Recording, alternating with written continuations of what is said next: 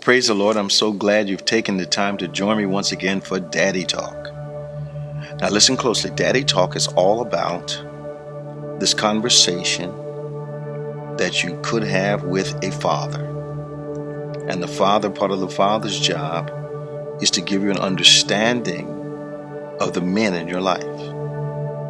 So sometimes if you have not heard me make this statement before teaching, you don't understand that this is purposely one-sided, trying to give the daughters of the kingdom some of the knowledge that they need to understand the men in their life: father, brothers, uncles, and even closer, husbands, boyfriends, those you intend to marry. To give you an idea of why it is he thinks the way he does, why he responds the way he does, trying to help you translate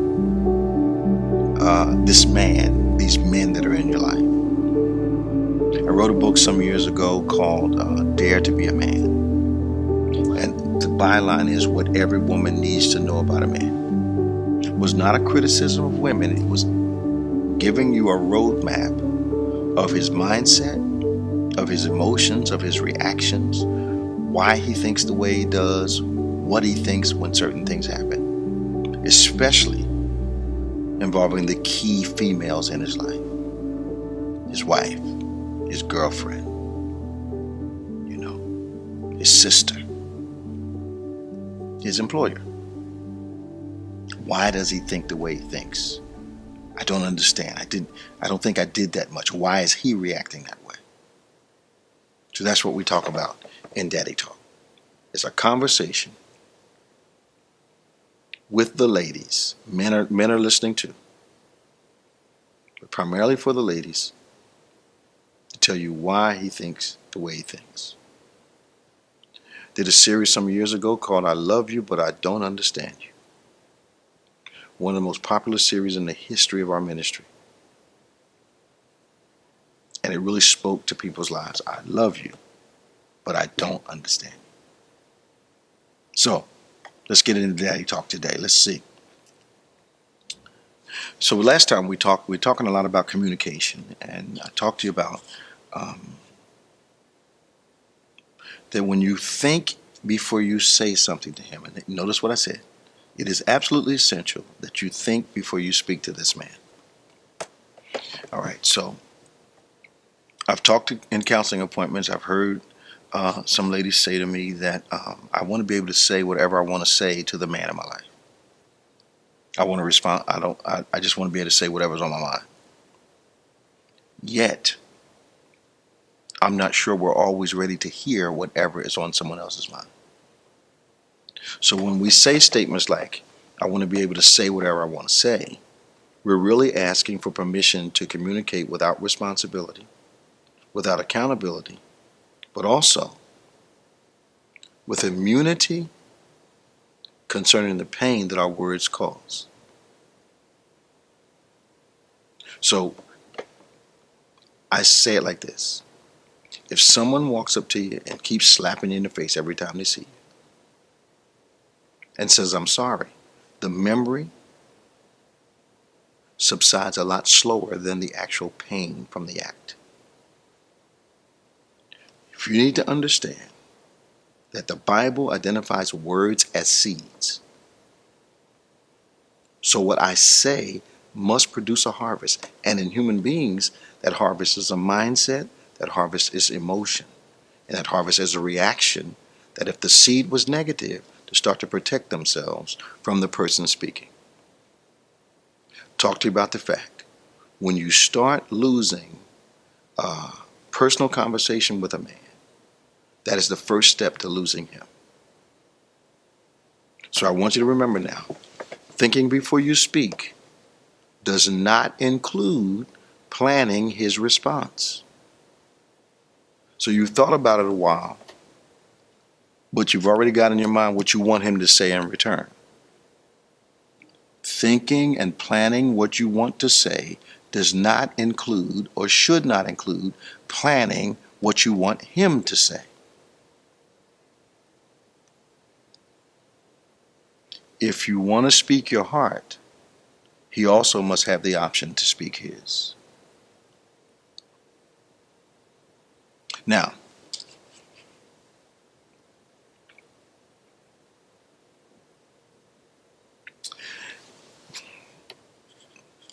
competing in a relationship gets old.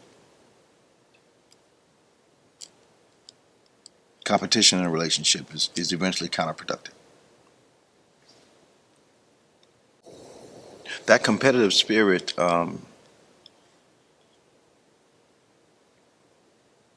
is not productive. So, what do I mean? Have you ever waited to see what he was going to do? Have you ever not called all day because you decided that day for some other reason that you were going to wait to see if he called you first? And then as soon as you hear from him, the first thing you say, why did it take you so long to call me? My question is, why didn't you pick up the phone if you wanted to talk to him? Well, I wanted to see if he cared. He would like to be able to tell if you care also. Reach out to him. You can't want him to respond, and he's in the habit of sending you text messages that you don't respond to at all. Let's be fair now.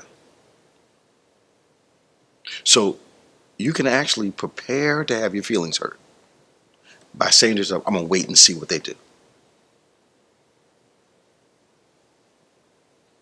I'm talking to you, and I know you hear me. Because you can fix it in your head, you know. I know I was rude to him. I know I said some things I shouldn't, but I'm going to wait and see if he calls. Why would he want to talk to you if you were rude to him, if you were hurtful? And then when he doesn't call, he doesn't care. Perhaps he feels like you didn't care based upon what you said. Be not deceived, God is not mocked. Whatsoever an individual sows, that shall he reap. In other words, you can't plant lemons and expect grapes to be your harvest. I'm all in your life, I know it. Now watch where we go. Talk about communication. So, I'll tell you something that drives a man absolutely bonkers, and that is double standards.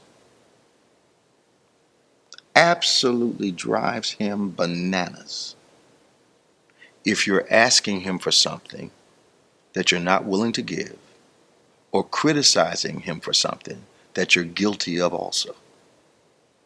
Absolutely the best way to have him thinking something's mentally wrong with you is to ask him for something you're not willing to deliver. You got to hear me now.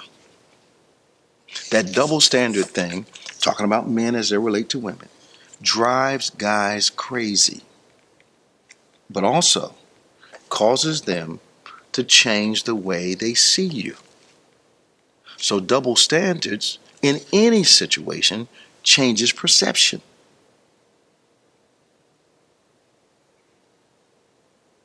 So we can't say to each other anything that comes to our minds, no matter how hurtful it is.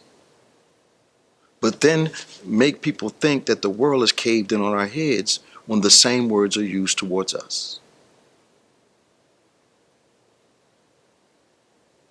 So, contrary to how we were raised, there are not certain things acceptable to say to a man, and only certain things acceptable to say to a woman.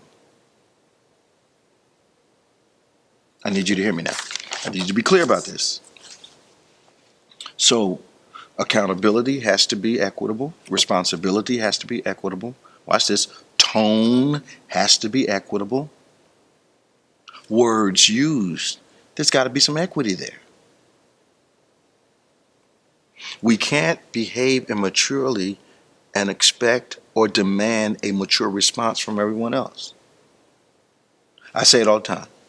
Your freedom of speech does not eliminate my freedom to respond. Let me see how much time I have. Ah, I'll leave that with you. Write me. Tell me what you think. I'm enjoying your comments and the messages I'm getting from you that this is really helpful, and you know that. And remember, if you joined us halfway, this is about a father telling a daughter how a man reacts to some of the things he encounters with the women in his life: girlfriend, husband, mother, sister, aunts. Why he thinks the way he does, why he conducts the way he does. You don't have to tell me this happens on both sides. Men and women do this too. This is about daddy talk. I'm telling you everything I think you need to know about a man. All right? Write me. I look forward to hearing from you. See you next time on Daddy Talk. Praise the Lord. I'm so glad I've had another opportunity to share Daddy Talk with you. Daddy Talk is all about informing the ladies in the kingdom, informing young ladies about why men think, do, react, respond the way that they do. So it's a one-sided conversation. Father talking to daughters. This is the way that men think. This is the way they conduct themselves. This is why they react like they do. Now, a very common mistake that's made in life is, if I want to know about a woman, how a woman thinks, how a woman acts, it is silly for a man to go to another man and say, what do you think? Conversely, if a woman wants to know about how men think, you don't want to go to another woman. You want to find a man that you trust with wisdom, who will give you the 411, the down and dirty, the keep it 100 explanation as to why men do what they do, think the way they think, so you can better negotiate the relationships with all the significant men in your life. This is what Daddy Talk's assignment is. I want to talk to you about capacity. One of the things that we have to overcome as human beings is wanting treatment that we're not willing to give. The second real vital thing that I think we must overcome is showing people our capacity, but only wanting them to see us in a limited way. I'm going to explain that to you. So,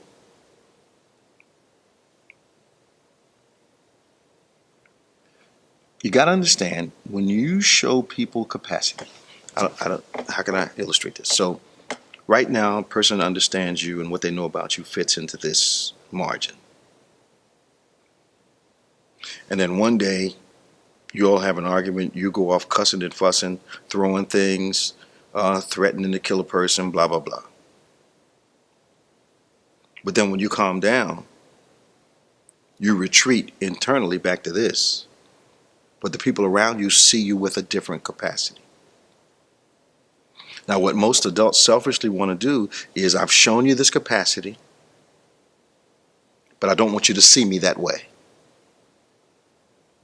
The reality is, it is not that they're holding anything against you, but I now know what you're capable of. The perception that people have of us is the perception we've created. So what I've got to understand is, watch Adam and Eve in the garden. So they're in the garden and they're doing fine. They mess up. God does not come down and still see them as the people who were, moving and grooving and were just doing what he told them to do. He now sees their capability. Okay, why'd you touch the tree? Watch what happens. They start blame shifting. No accountability, no responsibility. So God sees all of that, and God responds to the new capacity. You got to hear me. So I can't come to you, go to the, I use this illustration. So, I've counseled thousands of people in 30 years. They tell me I'm closing in on like 48,000 folk in 30 years that I've counseled. And one of the strong points of my counsel is I don't overreact to what I'm being told. Because I realize, watch this, if you come to me with an issue, I jump up on the desk, start pounding my fist. I don't know how you did that. You're just. And then we get to when the meetings come to an end. I sit back down and say, but anytime you want to talk to me, you can come. You ain't coming back. But we want to do that in a relationship. We want to go off and then expect to be treated like we never went off. Yet, invariably, we don't want people to treat us that way at all. So, your tone, your own accountability, responsibility, not having two sets of rules. You can talk to him any old kind of way, but you want him to be particular about what he says to you. Will cause an issue in your relationship. You don't want your father to see you as someone that's volatile and can't be talked to. You don't want your brothers to feel like all they can do is wave their hand, walk away, and leave you alone. You don't want that significant other in your life to secretly wonder if they want to stay with you because of a lack of responsibility, lack of accountability, and clearly two sets of rules of communication and conduct.